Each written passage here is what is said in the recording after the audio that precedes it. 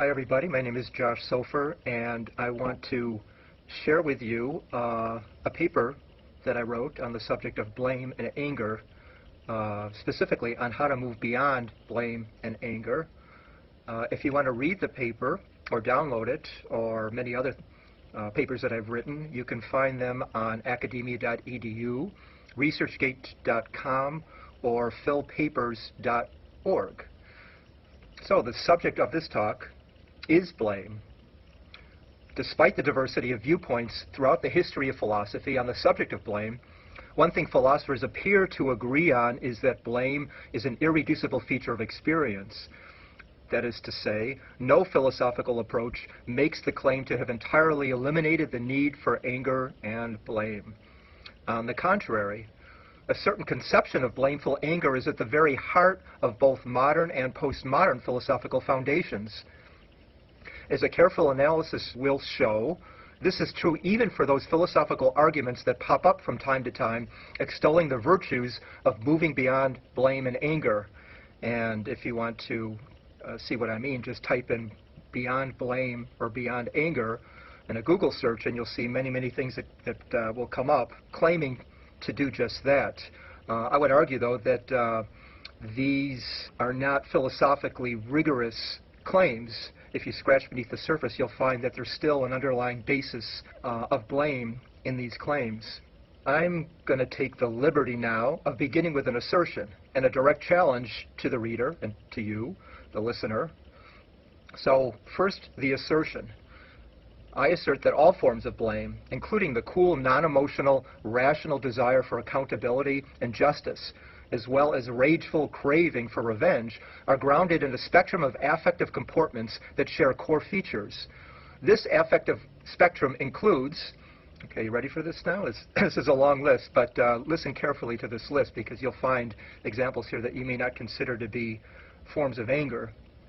So this list includes irritation, annoyance, hostility, disapproval, condemnation, feeling insulted, taking umbrage, resentment, anger, exasperation, impatience, hatred, fury, ire, outrage, contempt, righteous indignation, adaptive or rational anger, perceiving the other as deliberately thoughtless, rude, careless, negligent, complacent, lazy, self-indulgent, malevolent, dishonest, narcissistic, malicious, culpable, perverse, inconsiderate, intentionally, oppressive, antisocial, hypocritical, repressive, or unfair, disrespectful, disgraceful, greedy, evil, sinful, criminal, or a miscreant. Blame is also implicated in coolly, calmly, and rationally determining the other to have deliberately committed a moral transgression, a social injustice, or injustice in general, or as committing a moral wrong. Now here comes the challenge to you. I challenge you to recognize that every time you experience any of the blameful attitudes, emotions, and assessments I mentioned above, you are displaying your own failure of understanding. I challenge you to do away with your need for concepts of blame, anger, and punitive justice in any of their philosophical guises, and with them the equally unctuous discourses of forgiveness. Anger is neither inherently immoral nor irrational and destructive, but represents a limited understanding of human behavior. Because the concepts of anger, blame, and morality are inextricably intertwined, to the extent that concepts of ethical political justice imply appraisal of blameful, guilty intent, they also represent a failure of understanding and a form of violence and an impetus of conformity. There's no such thing as adaptive, moral, or righteous blame or anger. Modern legal concepts of justice, to the extent that they imply blame, depend on an inadequate grasp of motivation and intent. So what, you ask, would I have you replace these social practices with? Perhaps a Buddhist-styled generosity and benevolence? Hardly.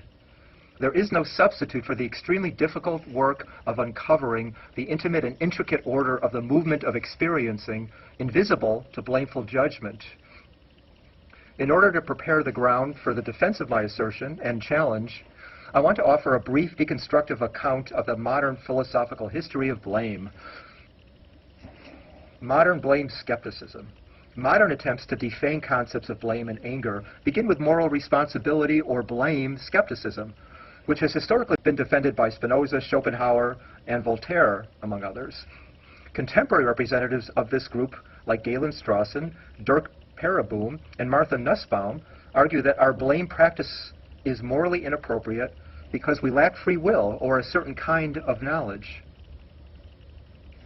Within modernist discourses, a distinction is made between rational and irrational forms of anger and blame.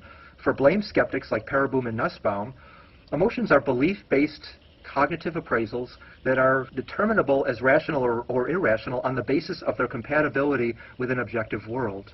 Nussbaum argues that all emotions, quote, involve intentional thought or perception directed at an object, as perceived or imagined by the person who has the emotion, and some type of evaluative appraisal of that object made from the agent's own personal viewpoint. This appraisal ascribes importance to the object in terms of the agent's own scheme of goals and ends. On the skeptical view, says Caruso, 2014, an expression of resentment or indignation will invoke doxastic irrationality when it is accompanied by the belief, as in my view it always is, that its target deserves, in the basic sense, to be its recipient. So these approaches endeavor to take the sting out of anger and blame, resulting in a less violent understanding of moral action. For instance, Pereboom rejects the idea of blame as moral responsibility because he claims that, quote, what we do and the way we are is ultimately the result of factors beyond our control, whether that be determinism, chance, or luck. And because of this, agents are never morally responsible in the sense needed to justify certain kinds of desert-based judgments, attitudes, or treatments, such as resentment, indignation, moral anger, backward-looking blame, and retributive punishment.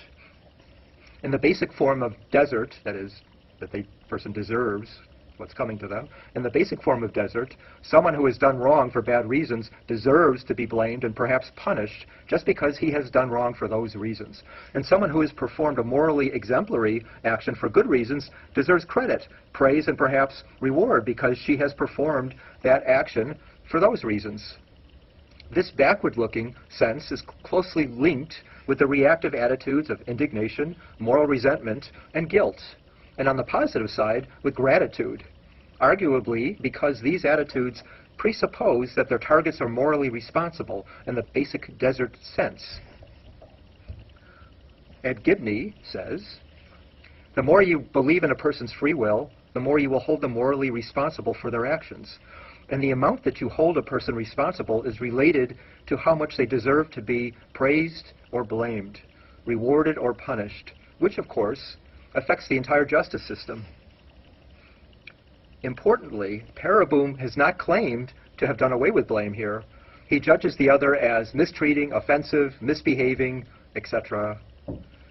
It is only a more traditionalistic, desert-based approach to blame and punishment that he is rejecting. This allows him to advocate for a less condemning and more subdued form of blame. Pereboom's distinction between free will, the desert-based model, and deterministic blame illustrates how deconstructing the contentful basis of experiencing deprives blame and anger of its polarizing force and violence. Martha Nussbaum is among contemporary philosophers claiming that anger involves a desire for revenge, payback, and retribution. Nussbaum believes anger is a destructive, immoral, and irrational emotion that we can and should transcend. But like Pereboom, she preserves the value of rational blame. Nussbaum, like Pereboom, distinguishes between blame and anger, advocating for a type of non-retributive, forward-looking blame that is devoid of angry appraisal. Nussbaum's capabilities approach to ethics is a form of moral universalism which determines her cognitive appraisal model of emotion as rationalistic.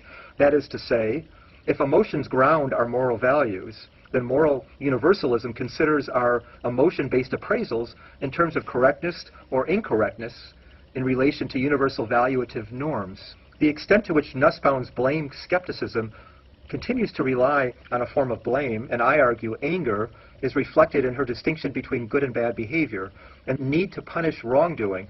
In the following, Nussbaum approvingly quotes Plato, quote, Protagoras announces the following policy: one who undertakes to punish rationally does not do so for the sake of the wrongdoing which is now in the past. For what has been done cannot be undone, but for the sake of the future, and that the wrongdoing shall not be repeated, either by him or by the others who see him punished. one punishes for the sake of deterrence. Bad, wrongful acts require confrontation and reintegration by the embrace of virtuous good acts. Nussbaum says, quote, when a child commits a bad act, a good family will convey to the child a clear message about the unacceptability of the act, but in a spirit of love and generosity, encouraging the child to separate the child's basic ongoing self from the wrongful act, and to think of him or herself as capable of good in the future. It helps if parents model the virtues themselves, and their delicate combination of confrontation and reintegration is made more effective by the child's own love and emulation. While one certainly can treat the concept of anger in the restrictive way that Pereboom and Nussbaum do, as associated exclusively with a backward-looking desire for payback and revenge, I believe that such a perspective arbitrarily walls off the feelings associated with such desires from those attitudes that justify forward-looking blame. Although Nussbaum and Pereboom claim to reject anger and blame, they retain the fundamental phenomenological structure of anger in their notions of forward-looking blame. A more expansive understanding of anger as potentially productive and an even moral emotion is expressed in the work of a variety of writers who share Nussbaum and Pereboom's rejection of desert and payback-based blame. For instance, various feminist writers argue that anger aims at acknowledgement or recognition of an injustice, and that it can thus be adaptive and useful affect. Jesse Prinz has called anger a moral emotion that alerts us to injustice and violation of ethical norms. He says, quote, righteous rage is a cornerstone of women's liberation, civil rights, and battles against tyranny, unquote. Prince's neo-sentimentalist model of emotion occupies a transitional position situated between moral realism and a postmodern moral relativism. He divides the realm of subjective emotional sentiment off from rational objectivity, supporting a, quote, evaluatively neutral, empirical naturalism, at the same time that he claims to maintain a relativistic stance on moral values.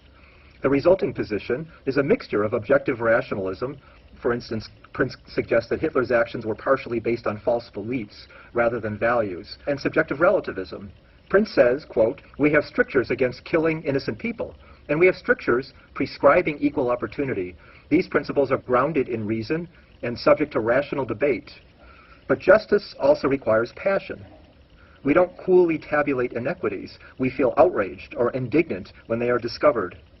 Such angry feelings are essential. Without anger, we would not be motivated to act. Rage can misdirect us when it comes unyoked from good reasoning, but together they are a potent pair. Reason is the rudder, rage propels us forward, unquote. Like Prince, Robert Solomon argues that anger can be right. Striking his own balance between subjective relativism and objective rationalism, he says, quote, anger, for example, is not just a burst of venom, and it is not as such sinful, nor is it necessarily a negative emotion. It can be righteous, and it can sometimes be right. Existentialist philosopher John Russin offers, quote, anger can be unjustified, to be sure, and in that case, it enacts a fundamentally distorted portrayal of the other. But anger can also be justified, and in that case it can be the only frame of mind in which the vicious and hateful reality of the other is truly recognized, unquote. The social constructionist Ken Gergen writes that anger has a valid role to play in social coordination. Quote, there are certain places and times in which anger is the most effective move in the dance, unquote. Eugene Gendlin, a phenomenologist and a psychologist allied with Heidegger, considers anger to be potentially adaptive. He says that one must attempt to reassess, reinterpret, elaborate the angering experience via felt awareness, not in order to eliminate the feeling of anger, but so that one's anger becomes, quote, fresh, expansive, active, constructive, and varies with changes in the situation. Anger can help handle the situation because it may make the other change or back away. Anger can also help the situation because it may break it entirely and thus give you new circumstances. Anger is healthy, while resentment and hate are detrimental to the organism, unquote. Postmodernist Blame. The continued relevance for the above writers of the concept of anger indicates a distinction between forms of blame. The notion of moral blame that social constructionists, phenomenologists, embodied cognitive theorists, and other approaches sympathetic to what could loosely be called a postmodern philosophical sensibility is of a different sort than the traditional notions of moral responsibility that blame skeptics reject. Whereas Pereboom and Nussbaum argue that moral blame is irrational, postmodern approaches, defined in very broad terms, don't view blame in terms of a rational-irrational binary, but rather in terms of pragmatic usefulness, determined in relation to contextually changing intersubjective practices. For example, Ken Gergen says, quote, "In its critical moment, social constructionism is a means of bracketing or suspending any pronouncement of the real, the reasonable, or the right. Constructionist thought mitigates against the claims to ethical foundations implicit in much of identity politics, that higher ground from which others can so confidently be condemned as inhumane, self-serving, prejudiced, and unjust. Constructionist thought painfully reminds us that we have no transcendent rationale upon which to rest such accusations, and that our sense of moral indignation is itself a product of historically and culturally situated traditions. And the constructionist intones, is it not possible that those we excoriate are but living also within traditions that for them are suffused with a sense of ethical primacy," unquote. In postmodern philosophical thinking, angry blame hasn't disappeared entirely, but has its power to affect diminished. Independent subjects are replaced by a network of reciprocally causal associations involving mind, body, and world in an inseparable circle. Valuative meanings are contents with which we are jointly conditioned and shaped via our participation within cultural norms and practices. Ken Gergen argues, quote, "If moral deliberation is inherently cultural, then in what sense are we justified in holding individuals responsible for the humane society? Isn't individual blame thus a mystification of our condition of interdependence? Blame and responsibility are thus distributed within the community and indeed the culture," unquote. So what is to blame for blame from the perspective of postmodern theorists? These accounts rest on an irreducible polarizing content, inhering in bodily discursive relationships. Content is power. It is the power to condition and shape. It is the power of polarity, and thus arbitrariness and capriciousness. As an actor in an always shifting social ensemble and affective embodiment, I am always vulnerable to caprice and temptation, to being swayed in one direction or another, semi-arbitrarily, in what I care about. As this ambiguous being who is not fully conscious to myself, my potential for capriciously motivated behavior is what I would like to call my fundamental blamefulness. Justice would be cruel, as Nietzsche says. To feel cruel is to feel blamefully responsible, culpable, guilty. If we inhabit different social worlds, if our own individual world is itself an endless iteration of differential cultures of self, then we must say that desire itself can only want to further one of an infinity of different realms, in asymmetric contradiction to the others. To think this way is to believe in the perversity of want. Martin Haglund says, quote, "There is no call for justice that does not call for the exclusion of others. Even when I do good, even when I devote myself to someone in a loving or generous way, I necessarily do evil, since my very act of devotion is also an act of exclusion and sacrifice," unquote. In post-structuralist accounts, such as that of Foucault, emancipation is no longer naively thought as a correction of error, progress toward the good, a dialectical teleology fulfilling itself in the unification of differences. It is instead the movement incessantly occurring in any span of culture from one to another region of temporary stability, an island of relative coherence with no moral justification outside of this tentative, historically contingent belonging to local practices of language. Desire is no more than a pole of attraction belonging to the intersection of forces of domination. Knowing my quote-unquote self as a mere strategy or role in social language interchange, I can no longer locate a correct value to embrace or a righteous cause to throw myself behind. The only ethics that is left for me to support is the play between contingent senses of coherence and incoherence that I am launched from one local linguistic cultural hegemony to another. To the extent that I know what a thing as guilt or anger is beyond the bounds of local practices, these affectivities would have resonance as my experience of relative belonging or marginalization in relation to conventionalities that I engage with in discourse. I am always guilty, blameful, in the extent to which I am a stranger in respect to one convention or another, including those that I recall belonging to in the past. I am always guilty in existing as a dislodgement from my history. Ken Gergen writes, quote, "For every relationship of which I am a part, I am also part of another relationship for whom my present actions may be misbegotten. Because we are immersed in multiple goods, we are potentially alienated from any activity in which we engage. We carry into any relationship, even those of great importance to us, the capacity to find its conventions empty or even repulsive. At every moment, the voice of a disapproving judge hovers over the shoulders," end quote. Even in my ensconcement within a community of language, my moment-to-moment interchange pulls and twists me away from myself, making me guilty with respect to myself and my remembered self and my interlocutor. Similarly, I am always hostile in my engagements with others, in the sense that I coerce, not willfully but prior to volition, another into my orbit in interchange. Because moment-to-moment interchange implies a mutual subversion of language, this is true in some small fashion, even when we move within shared commitments. Complementing the emphasis on social conditioning of anger that feminist and social constructionist writers like Gergen and Butler emphasize, postmodern enactive embodied approaches within cognitive science depict cognitive affective functioning as global interactive schemes composed of reciprocally causal, innate, and learned associations between perceptions and body states. Affect, including feeling, moods, and emotions, is a complex interplay among expression, behavior, cognitive appraisal, bodily feedback, and socio-cultural interactions. Phenomenologically informed, embodied approaches in cognitive science consider the embeddedness of the embodied subject in a world of linguistic cultural practices to be of fundamental importance to the understanding of behavior. Sean Gallagher writes, quote, "Intersubjective, social, and cultural factors already have an effect on our perception and understanding of the world, even in the immediacy of our embodied and instrumental copings with the environment," end quote. Enactivist cognitive writers such as Evan Thompson and Francisco Varela emphasize the beneficial ethical implications of the decentering of the Cartesian subject.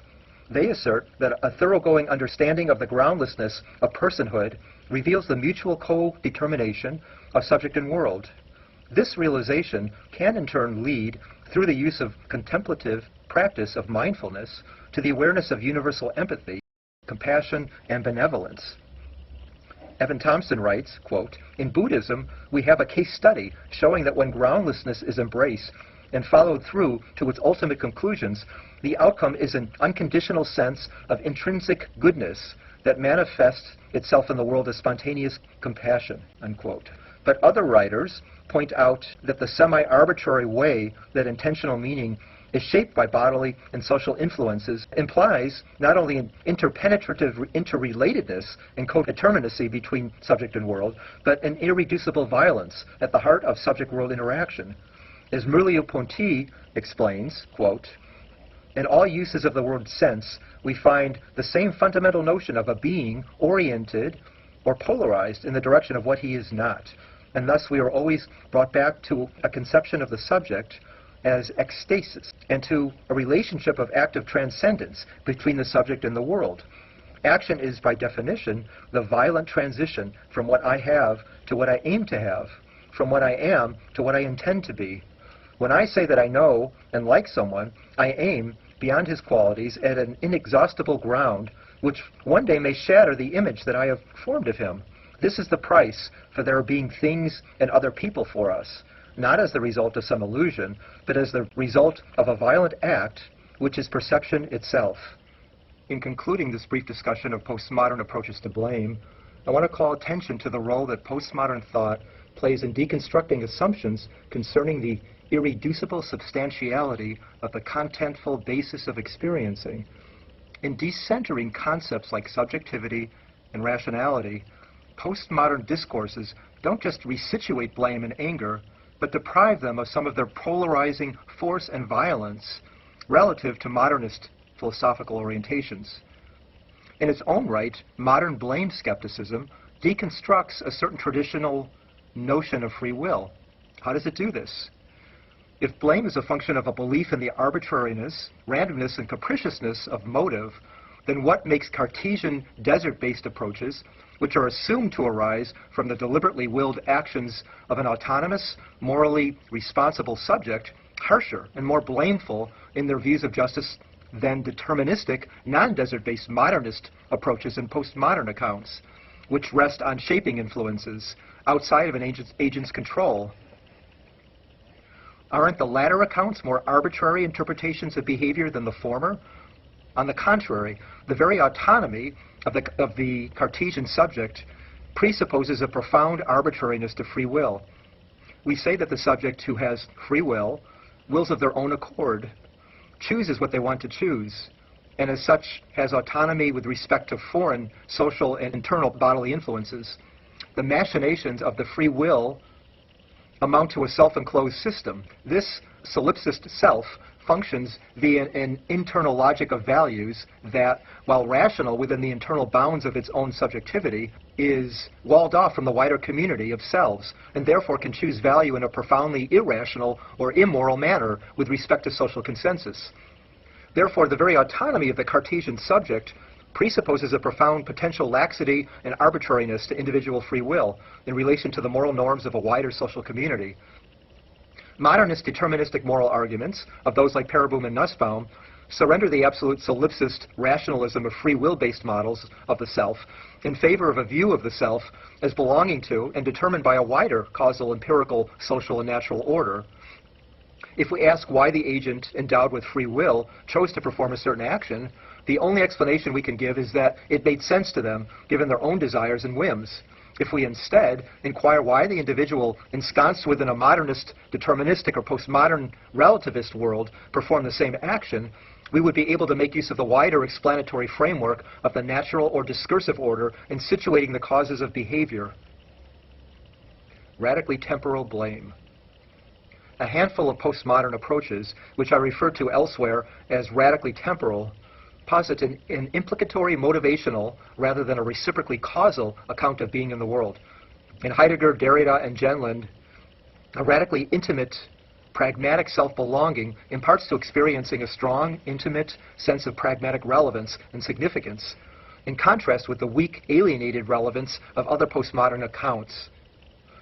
Rather than an abdication of a thoroughgoing thinking of sociality, the radically temporal relevanting Genland's model shares with Heidegger and Derrida resituates the site of the social patterns of human belonging, which postmodern intercorporeal approaches discern in terms of joint activities and cultural language practices, as a more desubstantialized grounding than that of the overdetermined abstractions represented by discursive intersubjectivities. For instance, Heidegger's being in the world is always characterized by a pragmatic self-belongingness that he articulates as a heedful, circumspective relevance that events always have for Dasein in its world. Dasein's self-belonging is not a retreat from the immediate contingency of world exposure, not the choosing of an idealist self-actualization at the expense of robust being in the world, or being with others, while our experience as individuals is characterized by stable relations of relative belonging or alienation with respect to other individuals and groups. The site of this interactivity, whether we find ourselves in greater or lesser agreement with the world within which we are enmeshed, has a character of peculiar within-person continuity.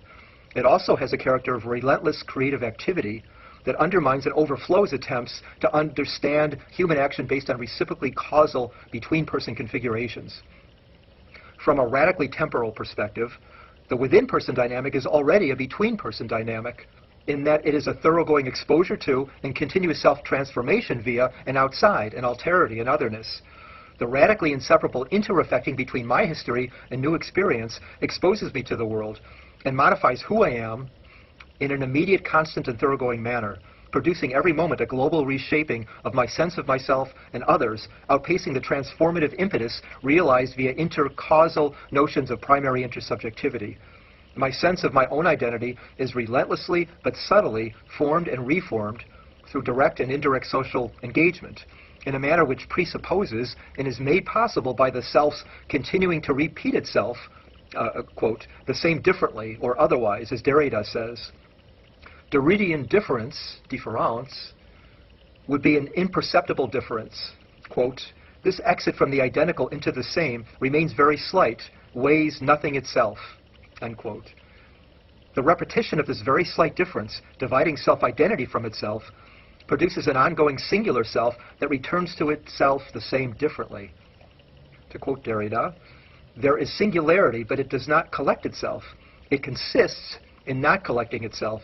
Perhaps, he will say, there is a way of not collecting oneself that is consistently recognizable, what used to be called a style, end quote. Before there is a personal I, or interpersonal we, there is already, within what would be considered the person, a fully social site of simultaneously subjective and objective process, overtaking attempts to understand human action based on either within-person constancies or between-person shapings.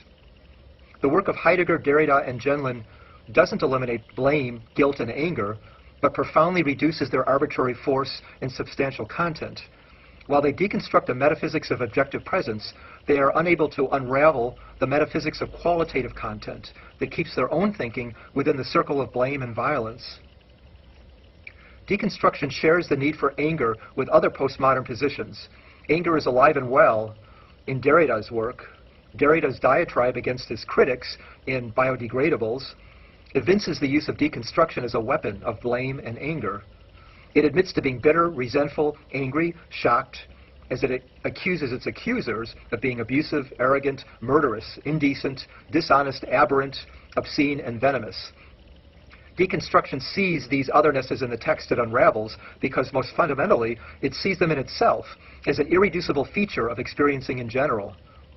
Derrida, like other postmodern thinkers, identifies stagnation, the impoverishment of relational transformation, for alienated experience. This not knowing is not in and of itself a source of blame, but there is an aspect of the not knowing, the not wanting to know, that he faults. Similarly, Heidegger's falling prey is a gesture which alienates and confuses Dasein, particularly in the mode of the present at hand, because understanding the world in terms of objectively present objects fragments and closes off one's experience from the larger totality of relevance. He says in Authenticity, Dasein pulls itself together from its dispersion in the world. Inauthenticity is a kind of temporal stagnation. The term falling prey implies the blaming of the content of experience for contributing to the alienation of stagnation. The content of beings that Dasein falls prey to exerts a self-conserving and tranquilizing force, and a complacency that prompts it to resist its own change. Desire is linked to self-preservation.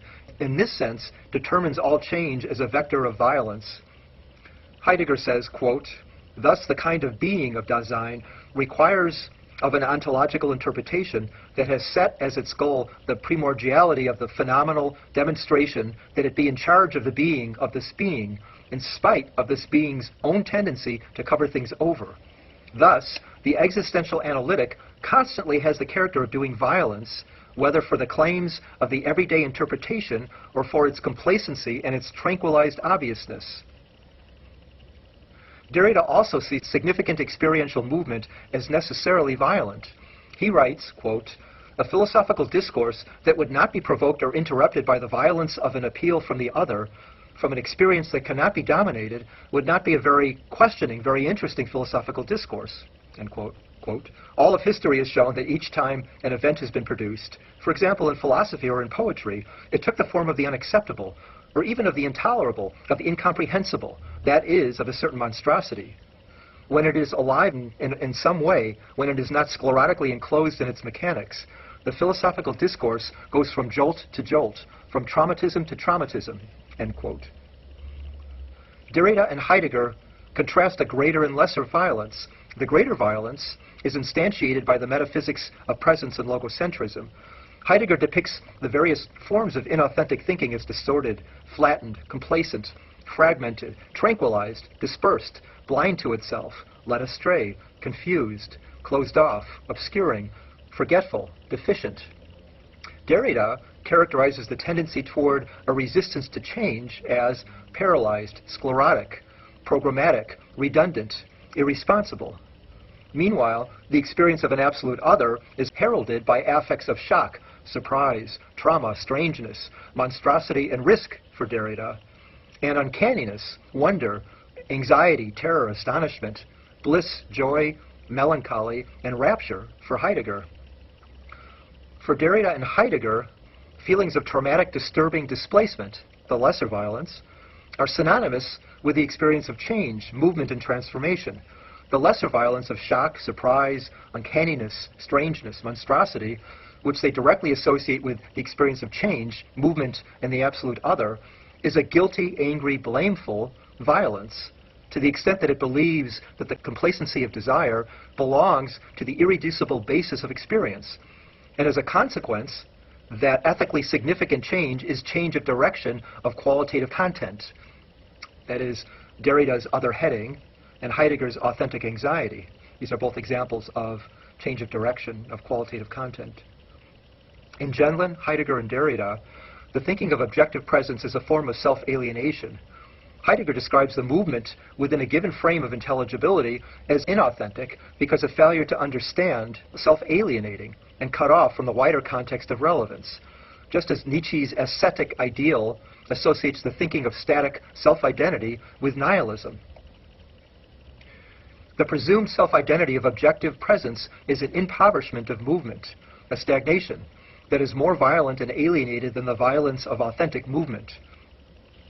These thinkers don't believe that there is ever a complete absence of experiential movement. Rather, the complacent, self-preserving change, resistant power of content is the force of a vector of movement. Content imparts a qualitative direction of change that excludes other directions. There is only ever experience of contextual transformation, so the distinction between complacent redundancy and inventive alterity is the difference between two types of momenta of novelty. Experiences of unintelligibility and meaninglessness represent a type of movement characterized by apparent paralysis and fragmentation. Sameness and otherness are two forms of movement, one disconnected, alienated, and thus deprived of meaning, and the other less violent because more integrated. Derrida locates within difference a, quote, an indestructible desire for full presence, for non-difference, end quote, a desire for a center, for the origin. Concepts such as non-difference, center, origin, and full presence imply a self-sameness of content. Deconstructive movement divides the self-sameness of identity from within itself by determining a self to be dependent on an absolute alterity at its core. Identity and otherness mutually determine each other within the I. But notice also that both ipseity and otherness imply qualitative content. Desiring full presence is wishing not just that there be presence rather than absence, but wishing for a particular kind of presence. And the otherness that haunts presence in the deconstructive trace is a particular kind of absensing. Quality, kind, and direction are attributes of both sides of the equivocal trace. Beyond blame, deconstructing qualitatively polarizing content. I have argued that deconstructive inventions of difference as otherness or alterity, as effective as they are at subverting foundational claims to justice and truth, are still, in their own subtle manner, doomed to see in the world a certain irreducible blamefulness, anger, and violence. This lingering subtle harshness necessarily permeates their languages of justice and the ethical. I have instead challenged the reader, you, and the philosophical community to transcend the need for blame and anger. Having now located the irreducible basis of blame for postmodern and radically temporal philosophies in the qualitatively polarizing core of experiencing, it would appear that the only way to eliminate blame and anger is to challenge the idea that qualitative directionality is intrinsic to meaning. But could there be meaning, sense, experience without qualitative direction at its core? This is precisely my claim. Put in uncompromising terms, desire prefers presence over absence, but it doesn't care what sort of content is involved. More precisely, what presents itself contains no intrinsic content to distinguish it from any other presence outside of a minimal place marker. Therefore, desire can never be the preference for a unique quality, kind, direction, or heading of presence.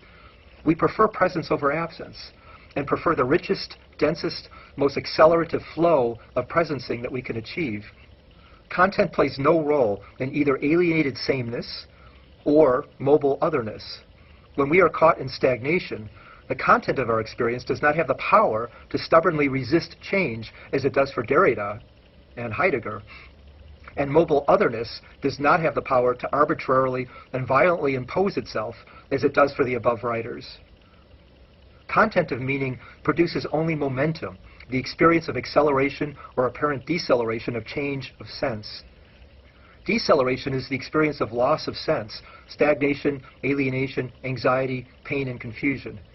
Acceleration is the experience of pleasure, joy, enrichment of intelligibility.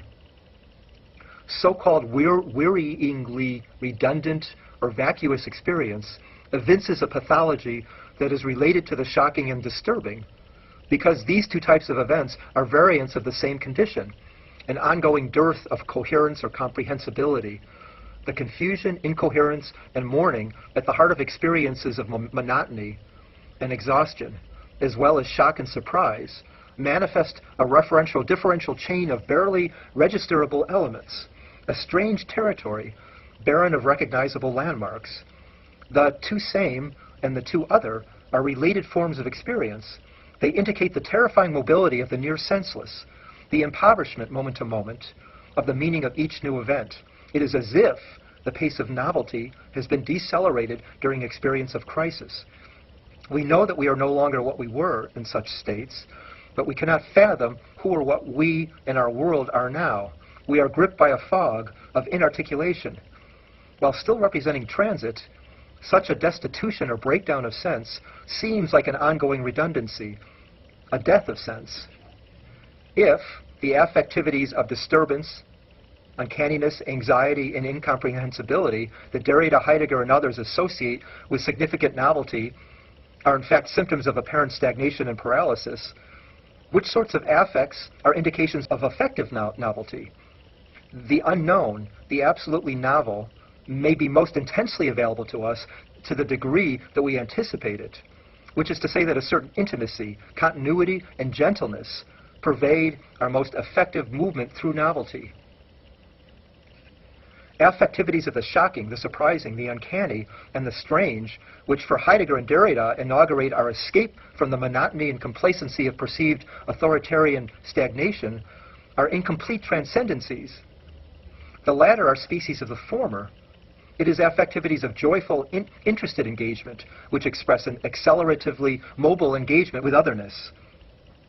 The most stimulatingly fresh pathways imaginable are direct measures not of the confused incomprehension of disturbance, trauma, terror, violence, and uncanniness, but of the intimacy of familiar anticipation, a familiarity whose satisfied pleasure comes not from a mere repetition of itself, but from a deepening of the self-intimacy of its temporalization. Activities associated with the predictable and the familiar cannot exclusively be correlated with either of the above two types of movement. Whether such an activity is deemed an impoverishment or an acceleration of novelty depends on the particular affectivities associated with that activity, determining its shifting purpose and sense, and not on the presumed self-evident fact of the experience of the so-called calculative order itself. Shocking, threatening, and even boring events manifest a seemingly paralyzed trudge through the chaos and confusion of the unintelligible, while interesting and enjoyable situations express a denser rhythm of change. Desire is always the desire to make sense. To make sense is always to make new sense. And to make new sense is always to make denser, more accelerated sense. Narcissism is not the love of redundancy, but the love of novelty in its guise as presence. The impetus of narcissism is toward otherness itself in its most accelerative manifestations. It is important to question the necessity for a language requiring the forceful or resistant intervening in supposedly entrenched regions of power, when a radical subliminal weave of continuity and novelty already functions from within those communities to keep experience mobile.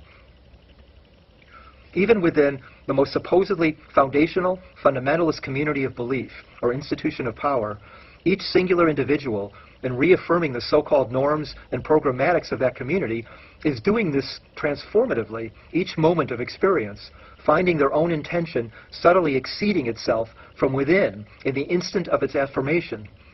Given this intricately, constantly mobile relationship of individuals to a particular cultural institution, and more importantly, to themselves moment to moment, one could not in fact locate any aspect of institutional practice, regardless of, and in fact because of, how rigidly rule-governed it intends its programmatics to be, which would not avail itself to continual, if subtle, reformulation, or more precisely, elaborative enrichment. For each individual, each instant, a foundational choice, rule, mechanics is always, for every individual and at every moment, reaffirmed freshly and transformatively as the transit or carrying forward of something that in each iteration is more than a mechanics. Programmatics, mechanics, institutional repetitions, and norms never actually mean anything except as terms of language favored by individuals who nevertheless, in their use of these terms, immediately and unknowingly multiply and accelerate the term's senses. This ongoing transformation of the sense of a norm, standard, or rule in its moment-to-moment usage may simultaneously ensure its continuity and reintroduce it to itself as a new philosophy of itself. This stability, when it is not thrown into crisis, is the reliability of innovation, not the stricture of redundancy.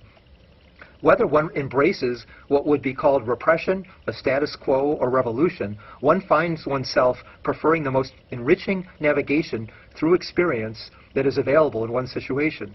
The most restrictive conservatism, not regardless of what a so-called dogmatist says, but inherent in what he or she means, wishes precisely via the imposition of rules, conventions, and contracts to protect the intimacy of transitivity from the stultifying fog of disorientation as they see it. Belief in pure conceptual repetition, and even the brief stasis of scheme, is seen by those who subscribe to such notions in relation to less mobile possibilities. It is not that they perceive at some unconscious level and then reject a fresh thinking, but that such an alternative does not yet exist for them. What is attacked or opposed, often violently, is not novelty or alterity, but the perceived threat of a return to a stultifying, meaningless past. A radical intimacy and empathy is unavailable to such a thinking when it determines the basis of experience as an irreducibly violent, subversive, and traumatic transit between events. Deconstruction, having no choice but to plunge the other into a chaotic transformation, stunts the fluidity of the other's self-transformative efforts. Rather than coaxing the other into crisis by resisting and subverting the rhythm of their supposedly intransigent, complacent, stagnant, irresponsible thematics, we may instead recognize a subliminal mobility in the other's motives and plans, unacknowledged by deconstructive thinking. Rather than forcing the other to another heading, after assuming their supposed desire for complacency, we may gently move with and from their already subliminally transforming heading. We must further radicalize the work of the radically temporal philosophers by recognizing that the sense of meaning and value that subjects and objects harbor contain no substantial, self-inhering qualitative content other than the absolute minimum required to differentiate them from other meanings. The way that we interpret events according to dimensions of likeness and difference produces senses of meaning so minimal that it has no patterned or configured internality, no properties or textures within itself. It has no essential internal valuative content beyond what is necessary to distinguish it from other meanings. In my use of such terms as multiplication of sense, difference, and self-transformation to depict the movement of experience, I can't emphasize enough the central importance of process and the near irrelevance of valuative content in the organization of meaning for the experiencer. The direction of motivation is driven by the anticipatory integrity of the relationships between near meaningless in themselves contents, not by the supposed value substance of the contents themselves, whether perceived as motivational entities like incentives, needs, drives, or reinforcements, or as discursive power relations. Everything we associate with effectively and cognitively relevant and significant meaning is dependent on process, and how intimately, multidimensionally, and assimilatively, we embrace new experience, and none of it on content. It is true that a way of sense acts as a unique node of relational possibilities and constraints. Otherwise, there would be no benefit to reconstruing meanings. But it is the organizational integrity and coherence of the relations that moments of meaning afford that give us our passions, our loves and hates and ambitions, not the valuative content of their internal sense. To say that pleasure is what motivates us in our choices is as much as to say that improvements in anticipatory efficacy motivates our behaviors. In my process approach, all behavior is oriented toward making our world more intimately understandable. Pleasure, pain, and all other variants of affective valuation are not properties of internal, external, or socially shared value contents, but are a function of how intimately and how multidimensionally we relate events to each other. All feeling and emotion expresses an awareness of the relative ongoing success or failure in relating new events to one's outlook. Affective valences are contractions and expansions, coherences and incoherences, accelerations and regressions, consonances and dissonances, expressing how intimately and harmoniously we are able to move through new experience. The content-free, process-based nature of sense-making guarantees that the behavior one later feels guilty about was the best one could do at the time to elaborate one's system. The direction of this temporal flow is always either toward increased understanding or at least preservation of one's current level of understanding. Anger and guilt are the failure to understand what is in principle understandable without recourse to blame. This is because processes of sense-making are inherently too integral to be capable of the arbitrariness and capriciousness implied by blame. This is an unwavering statement about the fundamental order driving psychological functioning. If assimilating this fundamental lesson means I need never be angry or blameful, it is not because I can guarantee that I will always be able to flawlessly reconstrue another's action such that I no longer see them as irrational, deviant, or arbitrary. Rather, in principle, the organization of psychological processes is too integral to justify the abyss of blame. As long as I am able to take this as a matter of faith, that is, as an ongoing hypothesis, and as long as I don't find this supposition invalidated, then it is irrelevant whether or not, in any specific instance, I am able to come up with precise reasons why the other person's waywardness of intent was not culpable for my disappointment. The consequences of a starting point in the arbitrariness of blameful sense is that it masks a more fundamental, intricate, and intimate notion of movement and relationality beneath a dynamic that is at the same time too fat with content and too resistant to change, and on the other hand, too polarizing in its transitions. The overstuffed content inserted into the relation between subject and object makes blameful models beholden to pushes and pulls from inner and outer demons. Beneath the apparent chaos and whim of blame, being at the mercy of otherness, lies a radically temporal order in psychological movement that proves why neither my own nor another's processes are capable of the content-driven arbitrariness that could lead to the thoughtlessness of anger-producing culpability. Why can one's processes never be thoughtless enough to produce culpability in oneself and justify anger on the part of another? This is because the moments of my experiencing do not harbor enough substance, force, power within themselves to arbitrarily polarize, disrupt, condition, and repress. Polarization, force, capriciousness, repression are required as irreducible in experiencing in order for the blamefulness of anger to be primordially justified. What makes my critique of the concept of blame radical is that it implies that all situations that I interpret as apparent capriciousness or arbitrariness necessarily represent an inadequate construal of the situation on my part, and that even if I am unable to arrive at a crisp construction that instantly dispels the justification for my hostility, there is such an explanation of necessity. Blame is an inadequate construct that must be abandoned once it is understood that intention could never be arbitrary or capricious. Every time I blame someone or some community for something, I am expressing my own ignorance. An illustration of anger. In the following illustration, we may see the ways in which the thinking of arbitrary, polarizing, qualitative content manifests as angry blame for the philosophical perspectives that I've discussed. Let us say that I've been hurt and disappointed by someone I care deeply about, and as a result, I become angry with them. What form might this anger take? If I believe in free will and desert-based conceptions of blame, then, depending on the severity of the perceived offense, my anger may include the desire for retribution, payback, and revenge. If I eschew a free will perspective in favor of a deterministic moral universalism, my anger will not include the desire for retribution, but instead will seek to coax the wrongdoer to conform to the universal norm. In embodied and social constructionist postmodern accounts, no ultimate moral or empirical telos is assumed to constrain individual motivation and valuative choice. Constraints impose themselves in the form of pragmatic and contingent, reciprocally causal bodily social practices. I don't blame in the name of a divine, free will-based moral order, or in the name of an empirical, objective order of truth. I blame in the name of temporary, discursive practices, which by their changing nature hold all of us guilty. Blame is contingent for Derrida and Heidegger, but their deconstruction of reciprocal causality situates blame within a more radically temporal and intricate site than other postmodern accounts, and is therefore of a lesser violence.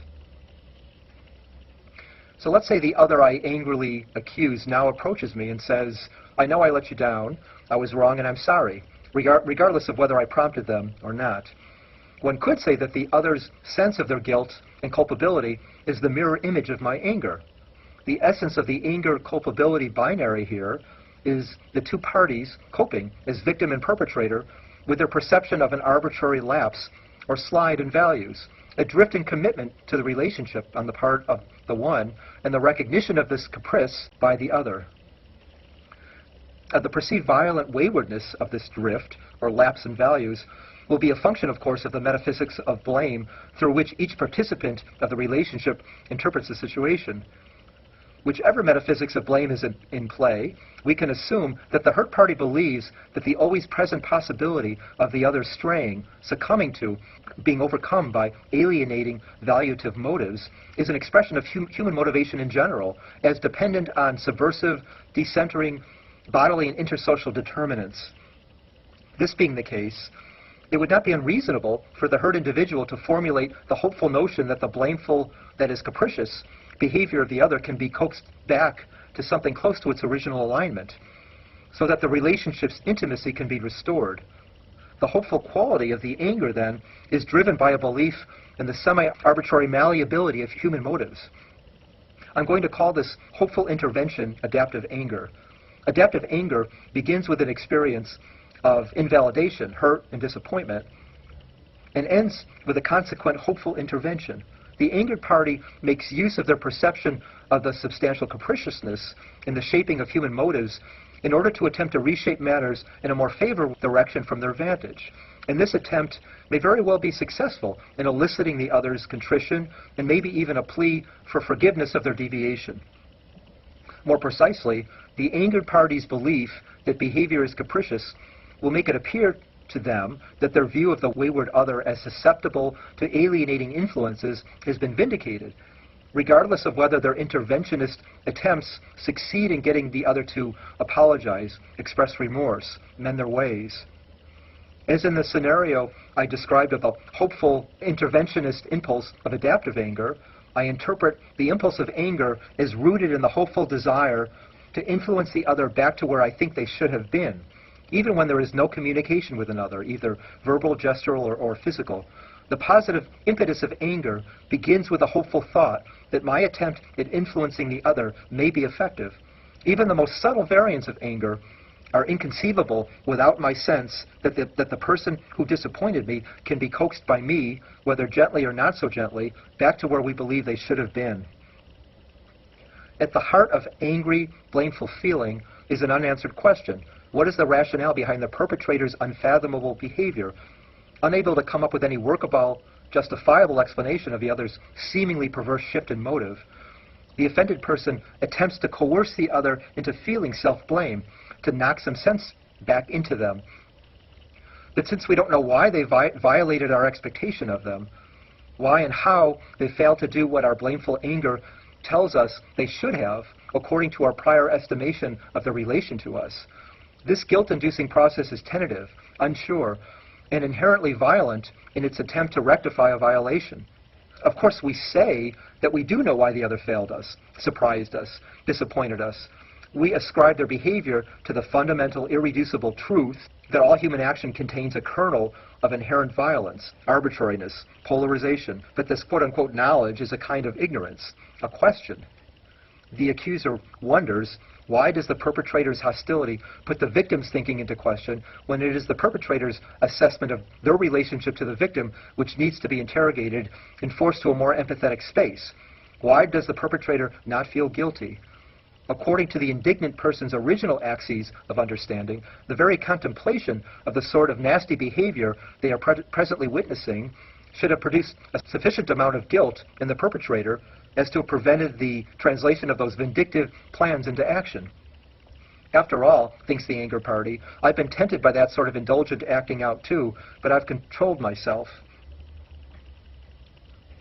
Unable to come up with any workable alternative explanation of the nonconformist actions, the offended person attempts to inculcate the other with the feelings of remorse that the indignant one initially assumed the offender should feel, but inexplicably fell short of. The goal of anger's punishing intent is not to destroy, but to return the other closer to ourselves, to save them and us from their decadence, their falling short of a thinking which would allow them to see our behavior not as an obstacle to their movement, but as a precipitation of it. Our anger wants to prompt them to an indication of insightful empathy with the pain they know we feel and know they were responsible for in their need to punish us. The other's destruction will not satisfy anger's urge for the perpetrator to bridge the taunting abyss between what they did and what they knew better than to do. Our anger only begins to dissipate to the extent that we believe the other directly identifies the retaliatory teaching we inflict on them with the suffering they were responsible for in us, and, more fundamentally, with our thinking that they failed to embrace. It is not their suffering we want for its own sake, but their understanding, their contrition, the movement of their thinking toward what we deem they should have thought and felt in the first place. What feminist writers like Sarah Ahmed and Judith Butler call recognition of our suffering. We deem that the target of our indignation should have known what they failed to act on. We insist that they used to acknowledge the importance for us of what they now apparently disregard in their thoughtlessness. Our anger wants to rekindle this spark, to move them to a recollection of the consideration we believe they once had for us or our concerns. But why would we want to inflict punishment if we assume they already knew of our distress, already empathize, but choose to ignore or forget this empathy? Our indignation wants us to reinstate for the other the emotional pain we believe they didn't feel keenly enough originally.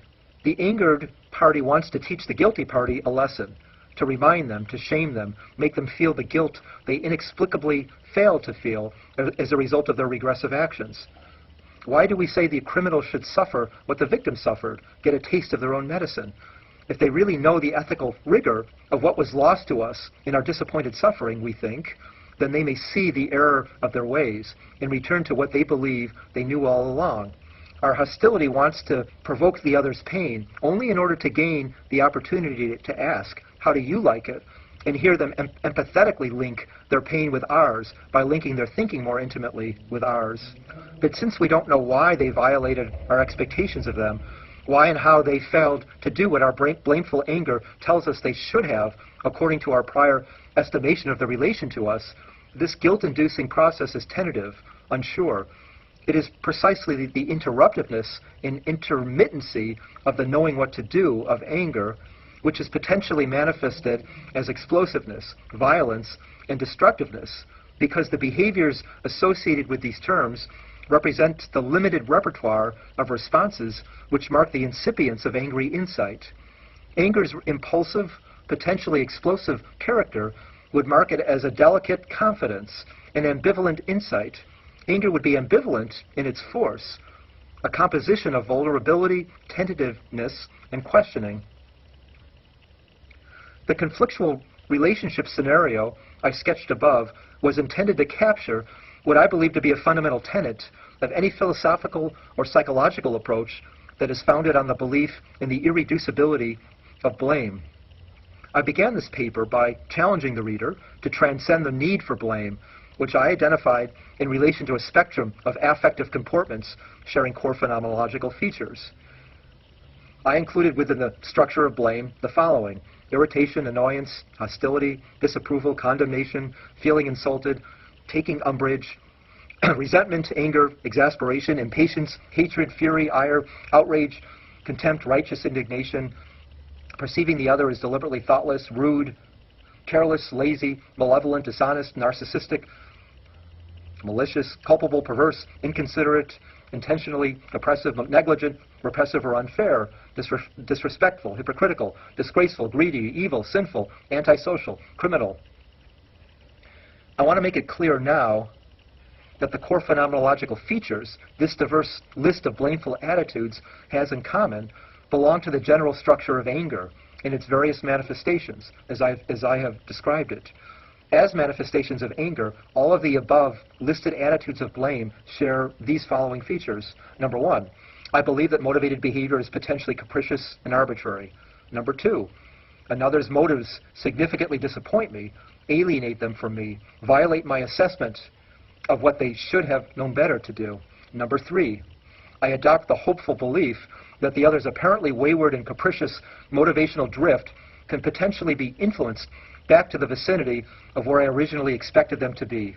Since I claim that blame is considered as a necessary and irreducible assumption in almost all philosophical approaches, the idea of a moral or adaptive anger or related blameful response to invalidation is absolutely vital to such perspectives. Any theory asserting that motive can be hostage to, conditioned by, arbitrary deviations in interest and caring, especially the valuing of another person, is a theory which depends on the concept of blame to explain motivation. If, for any psychology, the arbitrariness of blame is irreducible in direct proportion to the belief that the in itself valuative content of our experiencing contributes to a shaping of our motives and behavior in capricious ways, then we can get beyond the need for the concept of blame in the political, judicial, ethical, and interpersonal realms only by unraveling this assumption. We can see precisely what is left of the substantial inherent content of meaning for a philosophy by observing the role and force it assigns to blame, its power to arbitrarily disrupt cause and condition. Valuation, what makes us care for someone, is subject to arbitrary dislocation for most philosophies, because valuation and motivation for them are contents that exert a restrictive conservative pull. As sedimentations, they act as poles of inertia. Change in valuation is a function of change in the organization of meaning, not the pull of a recalcitrant demonological content. Construction can only change via elaboration, articulation, enrichment, acceleration. I could define my understanding in response to what I view as a puzzling act by another, in which case I may be responding to their attack on me. Usually when we blame someone for thoughtlessness or selfishness, we don't see them as angry. We believe they stopped caring. Caring about acts as a powerful content that can be outcompeted by rival caring abouts. We try with our anger to reinfuse the other with caring about me. But caring about is not a content. It is a knowing well. If something the other does causes me to know them less well, I will care less about them. This could be the result of elaborating my understanding and discovering that I initially formed an idealized, superficial picture of who they are. And as I get to know them further, I realize there is less there than meets the eye. Maybe I come to realize they care about me less than I thought, or we share fewer interests than I thought. Through elaboration and articulation of my understanding, I can also come to outgrow them. In this case, it is not that I no longer see their qualities, that is, the ones I originally saw, but that those qualities, that sharing of interest and understandings, is no longer enough for me because I have grown more than they have. In this case, I'm not failing to see what I originally cared about in them. It is no longer enough for me. I am still likely to empathize with them, to feel their pain from their perspective. From their vantage, though, I may appear to be acting thoughtlessly, selfishly. The bond of trust has been severed because my inattention is inexplicable. They may believe my caring for them content has been replaced by a rival caring for bias, directed toward me or another friend. This leads them to doubt their ability to induce caring about in others. Maybe I never really cared about them in the first place, and it was all an act. Maybe I've fallen under nefarious and corrupting influences. If they could believe instead that my caring for them is intact, and I simply need to expand my caring base, it would not appear to invalidate their core sense of themselves as worthy of love. Although this is just one of many possible scenarios triggering hurt feelings and associated hostility and guilt, all situations of anger, by their very nature, are flailing and failing attempts to understand why the other has deviated from what was expected of them.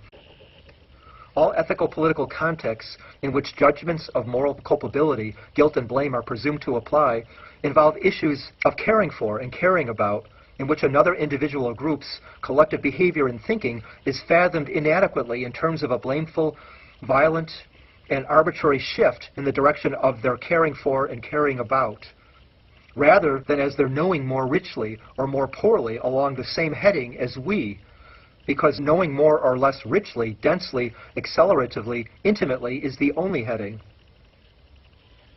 The effective answer to this question is via the structure of elaborative anticipation. Construing is conserving what it already understands at the same time that it is always in the process of enriching its powers of anticipatory understanding. Reorganization of one's total understanding of another who initially prompts the puzzlements of anger and blame resolves the anger not by altering the content-related specifics of one's prior outlook, but by increasing the depth of one's understanding, and in that important sense, it improves on the knowledge that made one care about another in the first place. Even if we succeed in getting the blameful other to atone and reestablish their previous intimacy with us, we understand them no better than we did prior to their hostility-generating action, and thus our hostility provides an inadequate solution to our puzzlement and anxiety. All we've learned from the episode is that the other is potentially untrustworthy, unpredictable. The ineffectiveness of this approach can be seen in the fact that even if contempt succeeds in getting the perpetrator to mend their ways, an inadequate understanding of his or her puzzling motives has not been achieved. The very success of the contempt delays the pursuit of a thinking within which the other's apparently arbitrary, disappointing deviation from what we expected of them can be seen as a necessary, adaptive elaboration of their way of construing their role in the relationship. When confronted with behavior by another that is comprehensively different from our own, a mystery to us, and especially when it disturbs us, we need to bridge the gap between ourselves and the other, not by attributing the problem to the other's being at the mercy of capriciously wayward motives, which we may hope to reshape, but by striving to subsume the other's outlook within an enriched and accelerated elaboration of our own thinking. Beyond forgiveness and blameful guilt. When one is convinced that an insult did indeed take place and can never be undone or denied, when one pleads with, cajoles, and threatens the other to reconsider their actions and apologize, when one succeeds in eliciting the other's remorse, and when one forgives the other's transgression and prepares themselves to start afresh in the relationship, all these changes in construing amount to no more than a retrenchment of the original inadequate outlook. The intensity of our feeling of contempt is in direct proportion to the unwillingness of the other to display guilt. Thus, the essential quality of contempt is the need to make the other feel guilty. Transcending anger by revising one's construction of the event means arriving at an explanation that does not require the other's contrition, which only serves to appease the blaming person rather than enlighten them. Forgiveness and turning the other cheek only makes sense in the context of blame, which implies a belief in the potential arbitrariness and capriciousness of human motives. Seeking the other's atonement does not reflect an effective understanding of the original insult. From this vantage, if, rather than getting angry or condemning another who wrongs me, I respond with loving forgiveness, my absolution of the other presupposes my hostility toward them. I can only forgive the other's trespass to the extent that I recognize a sign of contrition or confession on their part. Buddhist perspectives talk of substituting compassion for anger. Others say we move beyond anger by forgiving those who wrong us. Traditional religious ideals of unconditional forgiveness, of turning the other cheek, loving one's oppressor, need to be seen as conditional in various ways. In the absence of the other's willingness to atone, I may forgive evil when I believe that there are special or extenuating circumstances which will allow me to view the perpetrator as less culpable. For example, the sinner knows not what they do. I can say the other was blinded or deluded, led astray. My offer of grace is then subtly hostile, both an embrace and a slap.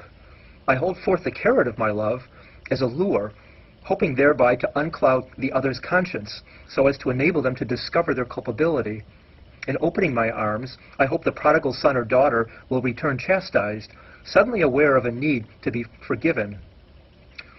Even when there is held little chance that the sinner will openly acknowledge their sin, I may hope that my outrage connects with a seed of regret and contrition buried deep within the other, as if my unconditional forgiveness is an acknowledgement of God's or the subliminal conscience of the others, apologizing in the name of the sinner. This kind of unconditional forgiveness forgives in the name of a divine or natural moral order that the guilty party is in some sense answerable to, thereby linking this thinking to the normalizing, conformist impetus of conditional forgiveness. Heidegger explains that this kind of guilt is, quote, defined as a lack when something which ought to be and can be is missing. By contrast, postmodernist approaches, as I have characterized them in general terms, decenter the normative basis of ethical values. Grounding situational guilt is an unconditional, primordial form of guilt. Primordial guilt, quote, does not occur occasionally in Dasein, attached to it as a dark quality that it could get rid of if it made sufficient progress, says Heidegger. Instead, Dasein is guilty in the ground of its being. The underlying supposition here is that guilt and the unjust are not lapses or failures of justice and the ethical, but their condition of possibility. As Derrida puts it, quote, I must ask forgiveness for the fact of being just, because it is unjust to be just. I always betray someone to be just, end quote. This acknowledgement serves to affirm the irreducible basis of angry blame as I have defined it, the belief that all human action contains a kernel of inherent violence, arbitrariness, alterity, qualitative otherness, and polarization. This kernel is the condition of possibility of evil. I forgive the other just as I forgive myself, and ask others to forgive me, because I am always guilty. I always, as Derrida says, mean to say something that is already, always, also, other than what I mean to say, end quote. The condition of possibility of evil is existence itself. Derrida argues, existence, or consciousness, or the I, before any determined fault, is at fault, and in the process, consequently, of asking at least implicitly for forgiveness, for the simple fact, finally, of being there. It is not simply a moral, ethical, or religious experience, but simply in order to go on and to produce the synthesis that you need to be yourself and to identify yourself through time. You have to forgive yourself constantly. Forgiveness, then, is part of the temporal constitution of the ego, self-forgiveness, end quote.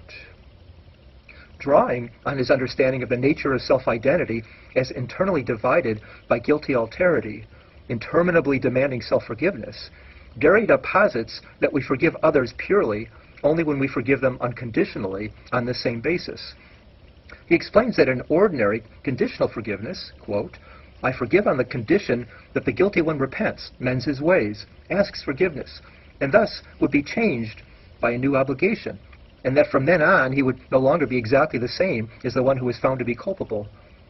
As soon as the victim understands the criminal, as soon as she exchanges, speaks, agrees with him, the scene of reconciliation is commenced, and with it this ordinary forgiveness, which is anything but forgiveness, end quote.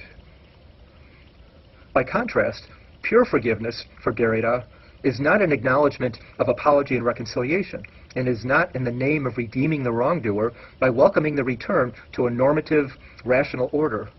It is instead an acknowledgement of the structural condition of possibility of the evil act itself.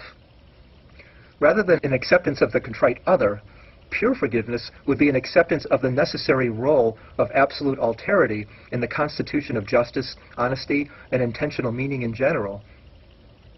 Forgiveness, then, in both its conditional normalizing and pure unconditional guises, is driven by my inadequate construal of intent as polarizingly transgressive. as a derivative of blame, it is motivated by and looks for further confirmation of my pre-existing belief that the people I care about are susceptible to behaving in recalcitrant, capricious, and dangerous ways. In one sense, this is a valid assessment, given the starting premise of the polarizing alterity of human motives. But because that starting premise is an ineffective guide for subsuming others' behavior, it leaves the person who relies on it vulnerable to all manner of future traumatic surprises. In this sense, it is a failure as an anticipatory device. And the postmodern institutionalizing of blameful guilt as the irreducible ground of experience and the angry extorting of the other's contrition and apology only reaffirm this failure. To no longer believe in the blamefulness of anger is to no longer believe in a self-blaming form of guilt. This doesn't mean that we don't experience the pain of knowing our actions were related to another's potential or actual suffering, or our own. In situational guilt, our falling away from another we care for could be spoken of as an alienation of oneself from oneself.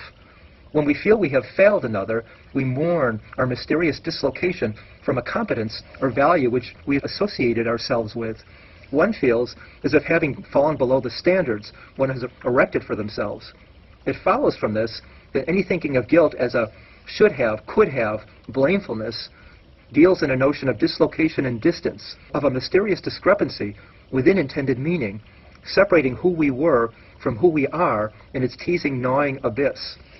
But to transcend the thinking of blame is to perceive one's guilt as a pared-down suffering, because it is a responsibility without self-blame. So, what's the difference between a blameful and a non-blameful awareness that one's construction of one's role with respect to another has lost a former intimacy and coherence? It is the flip side of blameful anger at the other's changed construction of their role in relation to me.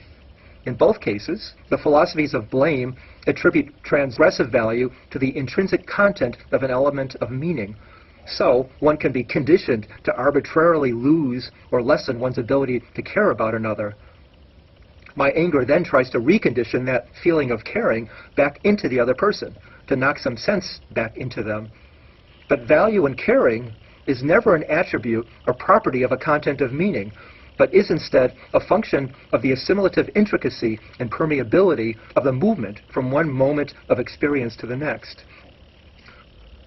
If the content of sense is too simple to harbor polarizing, transgressive directionality, I can no more guiltily blame myself for complacently settling into one transgressive heading rather than another than I can angrily blame another for doing so.